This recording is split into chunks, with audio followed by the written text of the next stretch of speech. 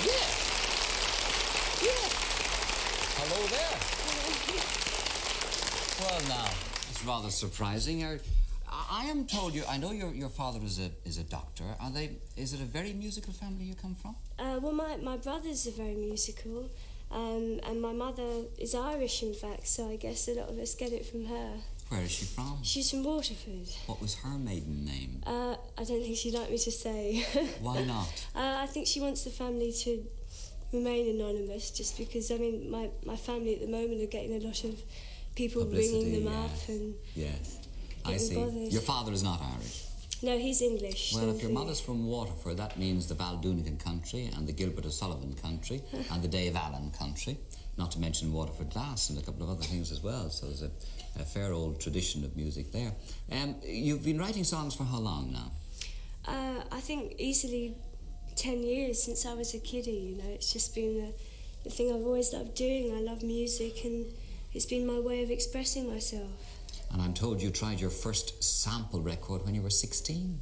Yes, that's right. It was making a demo in order to try and get a contract with a record company, and it was successful. I've been very lucky. And you're taking dancing lessons too? Yes, I have been for over 2 years now. Recently I've not had the time, though. I've been so busy with Right. So absolutely you've decided that music and show business is your career?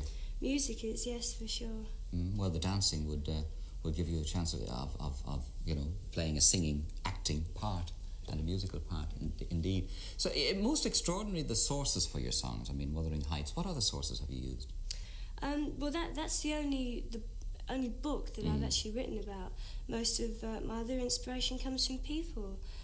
People are full of poetry, you know. Everything they say, maybe the way they say it, has a magic and a spark in it, and people are always saying things that inspire me. I mean, people are just full of wonderful things. It's great. I know you're smothered with a cold at the moment. Very difficult to work. Yes, it is. It's a nuisance. Yes, and you're such a slight little thing. You think a dose of fluid bowl you right over. Oh, I'm not as weak as I look. Not as weak as you look, I dare say. No, well, with a daddy, a doctor, you're probably getting the tablets cheap anyway. That's not a bad thing. Yeah. So you're just over for a brief visit to Ireland, aren't Yes, just for tonight and going back tomorrow morning. Well, you've made as big an impact in Ireland as you have in Britain and elsewhere. The problem is, what are you going to do to follow that now?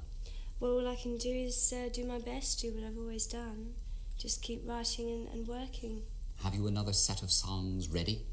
I have a few, yes, but I think the most important thing at the moment is that I get the time in order to write more and expand my inspiration and sources of stimulus. Very good. Well, it's nice to meet you. Thank you very much indeed for joining us on the Late Thank Late you Show. very much. Thank you.